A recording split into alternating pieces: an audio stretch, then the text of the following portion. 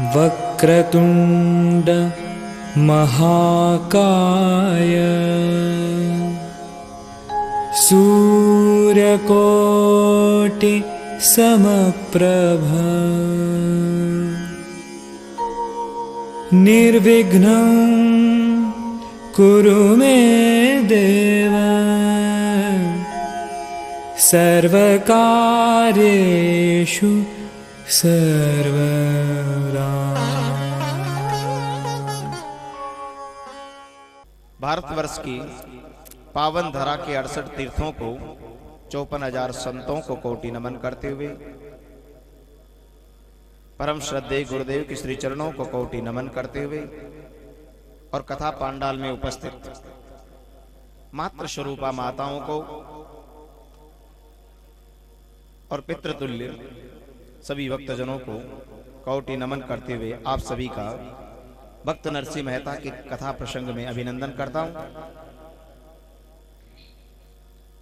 यहाँ के जो आयोजक परिवार है उनकी ओर से भी कोटि अभिनंदन आपका और इस व्यासपीठ की ओर से भी अभिनंदन करते हुए आइएगा जैसा कि आदेश हुआ भक्त मेहता नरसिंह की कथा का, उसी आदेश को सिरोधार्य करके वही कथा मैं आपके बीच कहने जा रहा हूं। शब्दों में, साज में, संगीत में, आवाज में किसी भी प्रकार से मेरे से गलती हो जाए, त्रुटि हो जाए, उसके लिए मैं क्षमा प्रार्थी हूं। नादान समझकर क्षमा करें।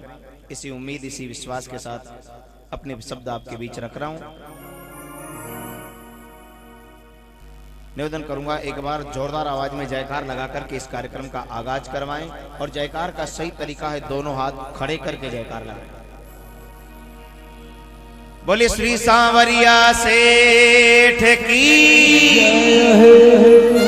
श्री द्वारिकाधीश की।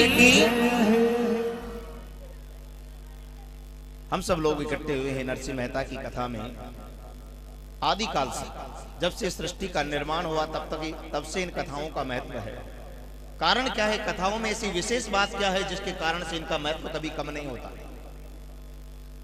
जीव को जब भगवान ने धरती पर भेजा, ये जीव है जो परमात्मा का अंश, ये जीव है जो परमात्मा का अंश है। भगवान ने जब इसे सृष्टि पर भेजा तो जीव भगवान से अलग होने के लिए तैयार नहीं था कि भगवान हम आपको छोड़ करके धरती पे नहीं जाएंगे। फिर भी भगवान ने कहा कि मेरे आदेश का पालन करना तो होगा, तुम्हें सृष्टि पर जाना तो होगा। जीव ने कहा कि भगवान हमारी उम्र निश्चित कर दीजिएगा, उसके बाद हम वापस आप तक पहुंच सके, ऐसा कोई रास्ता भी दे दीजिए। तो जीव की भगवान ने इस सृष्टि पर उम्र तय की और वापस भगवान तक जाने के लिए दो रास्ते रखे। एक तो वो गंगा है और एक कथा गंगा है। वो गंगा है जो हरिद्वार में बहती है और ये कथा गंगा है जो हर द्वार द्वार पर रहती है। विशेषता देखिए, वो गंगा है जो हरिद्वार में बहती है और ये कथा गंगा है जो हर द्वार द्वार पर बहती है। उस गंगा में स्नान करने के लिए जीव को चल करके जाना पड़ता है और कथा गंगा खुद चल करके द्वार पर आ जाती है। और वो गंगा है जो जीव को मरने के बाद गति प्रदान करती है और कथा गंगा है जो जीव को मति प्रदान करती है। जो उस गंगा में स्नान कर लेता है उसकी गति सुधर जाती है और कथा गंगा में जो स्नान कर लेता है उस जीव की मति सुधर जाती है। कवि तुलसीदास जी लिखते हैं कि जहां सुमति तह संपत्ति ना, जहां मति का सुधार हो गया स्वर्ग के सारे सुख वहां आकर के निवास करते हैं। अगर सीधा सा अर्थ किया जाए तो वो गंगा भी है जो मरने के बाद स्वर्ग का सुख प्रदान करती है और ये कथा गंगा है जो जीते जी स्वर्ग का सुख प्रदान करती है। इसीलिए कथा गंगा का बहुत बड़ा महत्व है। बोले श्री राधे कृष्ण भगवान की, श्री द्वारिकाधीश की। और कथाओं में भी विशेष बात है। आज हम जिनकी शरण में हैं, एक भक्त की कथा है। भक्त की ऐसी क्या विशेषता है जिसके कारण से जगह जगह उनकी कथाएं की जाती, भक्तों की जयकार की जाती है। और इतना लिखा होता है कि भगवान भी भक्त के अधीन हो जाते हैं। सारी दुनिया के लोग एक कीर्तन करते हैं, आपको याद हो तो, हरि ओम नारायण नारायण नारायण, गज और ग्राह लड़ो जल पीतर, लड़त लड़त गज हारायण, हरि ओम नारायण। वो कीर्तन तो लगभग सबको याद होगा। घटना क्या होती है? हाथी और मगर के बीच में भयंकर युद्ध हुआ।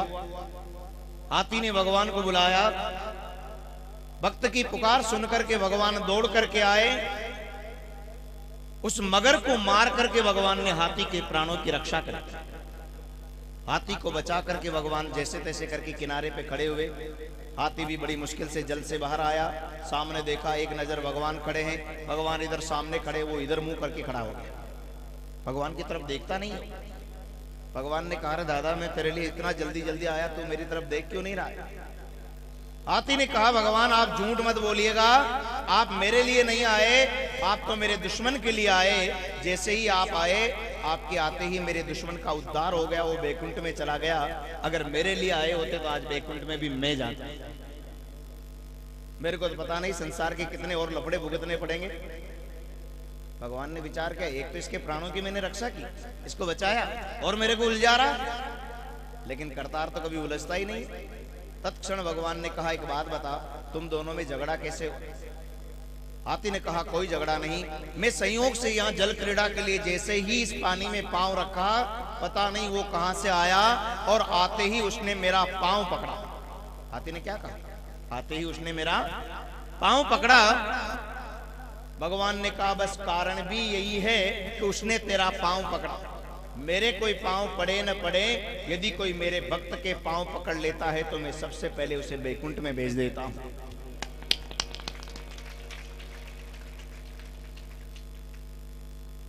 हम सबको भी अगर भगवत प्राप्ति चाहिए तो भक्त की शरण में चले जाना सबसे आसान भक्ति है।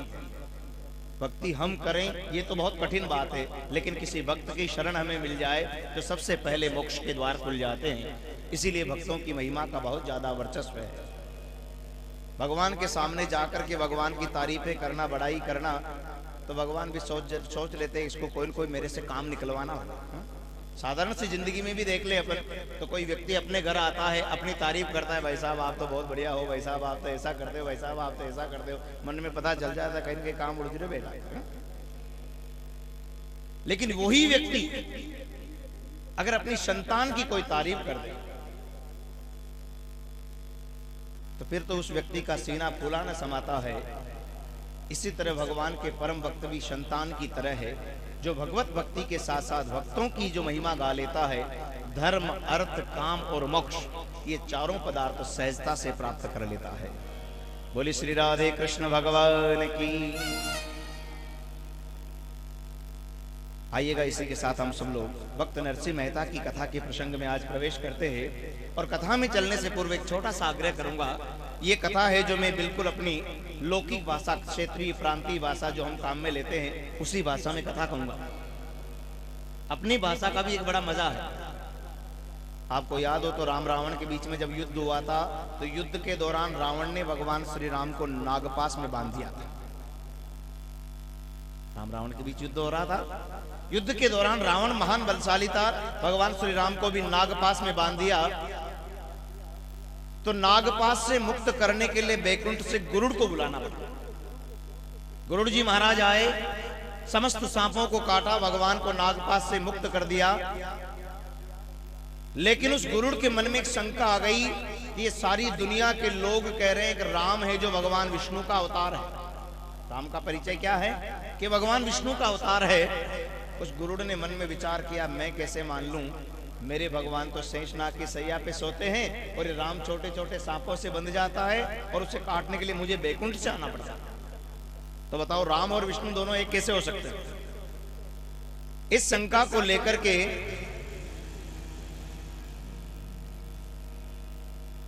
गरुड़ जी महाराज कैलाश पर्वत पे गए। जाकर के भगवान भोले से आग्रह किया कि भगवान ये राम क्या चीज है, मुझे बता दीजिएगा। उस समय भगवान शंकर ने मना कर दिया कि मैं तुम्हें राम के बारे में नहीं समझा सकता। अगर तुम हकीकत में राम को जानना चाहते हो, हकीकत में यदि तुम राम को जानना चाहते हो तो तुम काग भुषुंडी के पास चले जाओ, क्योंकि तुम भी एक पक्षी हो और वो भी एक पक्षी है। खग जाने खग ही की भाषा, वो अपनी बोली में तुम्हें समझाएगा, तुम्हें समझने में बड़ी आसानी रहेगी। खग जाने खग ही की भाषा, कागलो कागला की बोली में आचो मत जा। तो हम सब लोग मेवाड़ के लोग हैं, अगर मैं अपनी भाषा काम में लूंगा तो मेरे को भी कहने का आनंद रहेगा और आपको मेरी बात समझने का आनंद रहेगा। बोले श्री राधे कृष्ण भगवान की, श्री द्वारिकाधीश की।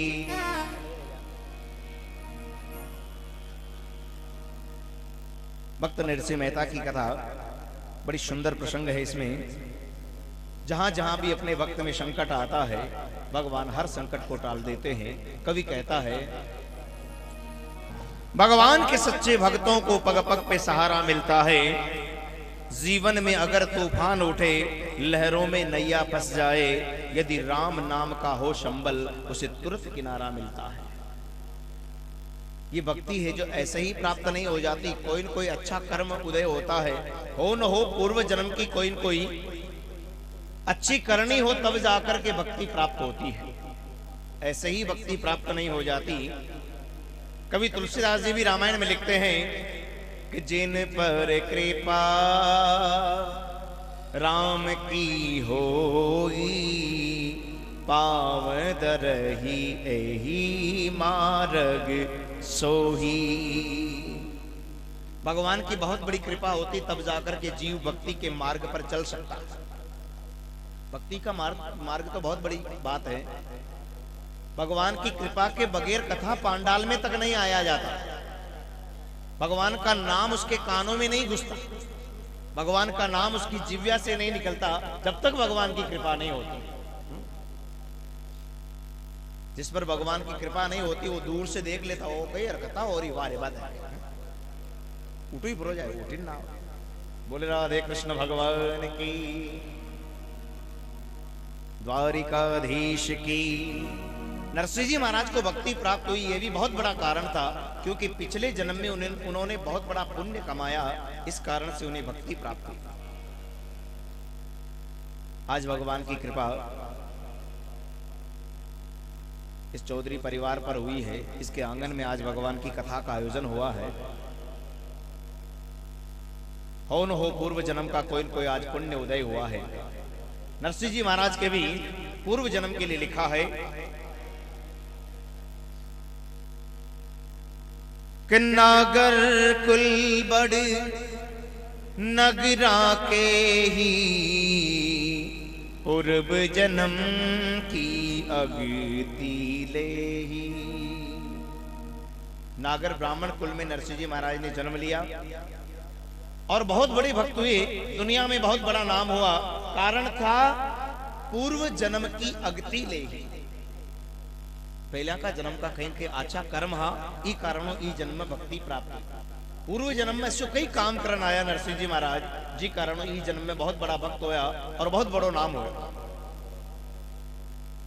ये कर्म है जो कभी पीछा नहीं छोड़ते, चाहे इस जन्म के हो चाहे पूर्व जन्म के हो।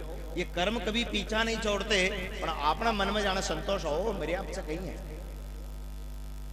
अपना मन में जाना संतोष है, कभी मेरे आपसे अपना कहीं है, लेकिन ये कर्म कभी पीछा नहीं छोड़ेंगे। एक कवि लिखते हैं, अरे जंजाली जीवड़ा कर्मा को कोड थाने खासी रे, जंजाली रे जीवड़ा कर्मा को कोड थाने खासी।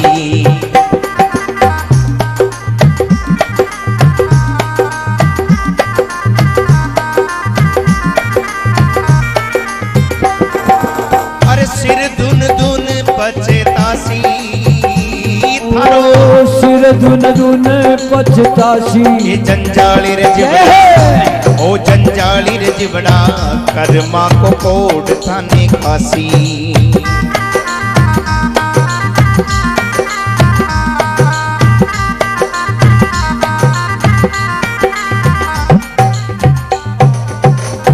बोले राधे कृष्ण भगवान की जय है। ए जंजाली जीवड़ा कर्मा को कोड तने खासी। संतोष मत कर लेना कभी मर्याद से कहीं को। ये कर्म है जो कर्म बंधन कभी छूटता नहीं है। नरसिंह जी महाराज के लिए लिखा है, पूर्व जन्म हूं तो नृप भारी, सुभद्र नाम सतवंती नारी।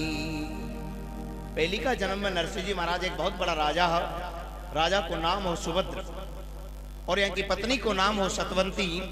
ये दो ही राजा रानी मिल सदा बरत पक्षिन को कीनो, खग मिलगा ऋषिन को कीनो।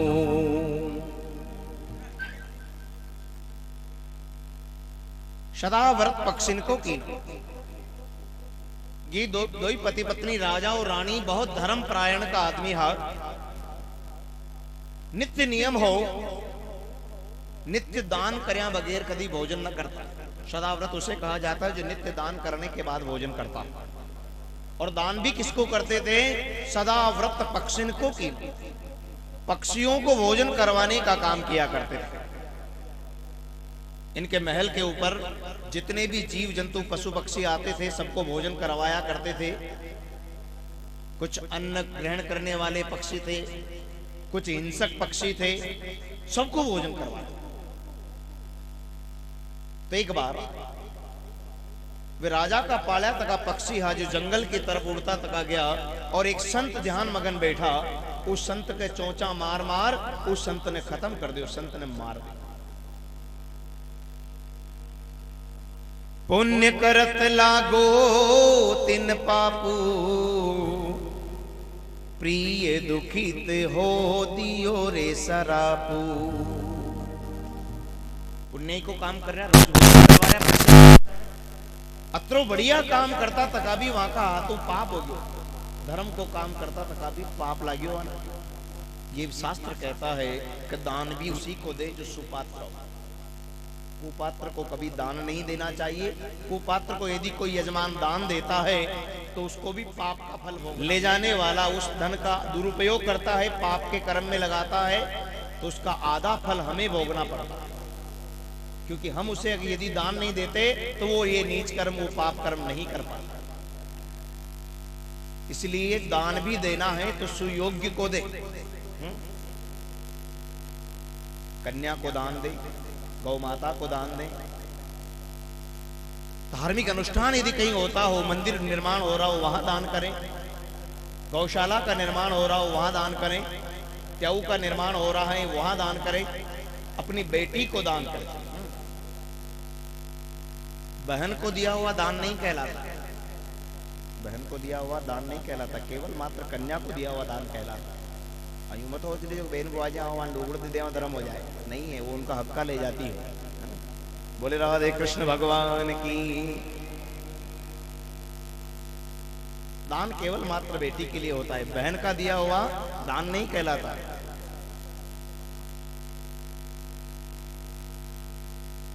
दान भी दें तो सुपात्र को दान दें। पुण्य करत लागो तिन पापू, प्रिय दुखित हो दियो रे सरापू। राजा से के हाथ से बहुत बड़ा पाप हो गया। उस संत की पत्नी ने दुखी होकर के उस राजा को श्राप दे दिया। जिस किसी भी इन जीवों को पाला होगा, जिस किसी ने भी ऐसे हिंसक पक्षियों को पाल रखा है, आज से मेरा श्राप है वो भी मांसाहारी जीव हो जाए, इन्हीं की तरह मांस भक्षण करके अपना जीवन निकाले। धर्म करता था कभी संत की पत्नी को श्राप लाग्यो और राजा और रानी अगला जन्म में एक शेर और शेरनी की जिंदगी प्राप्त करी।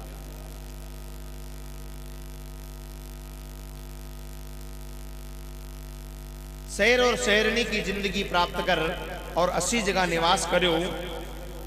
जट द्वारिका को रास्ता, लोग द्वारिका जाता, वो रास्ता का जंगल में शेर और शेरनी को निवास होयो और वे अतरा खूंखार होया, अतरा भयंकर होया।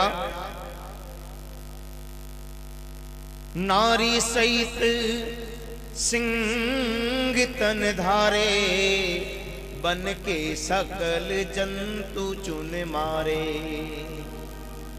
रहे न खग मृग सकल संगारे, धावा बहुत दूर लो पारे।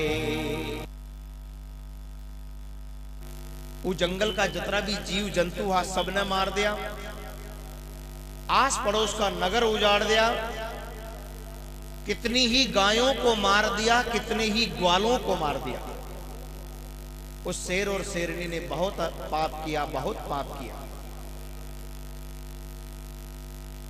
फिर सतकोष द्वारिका जाई, आदि पंथ को पग ना धराही।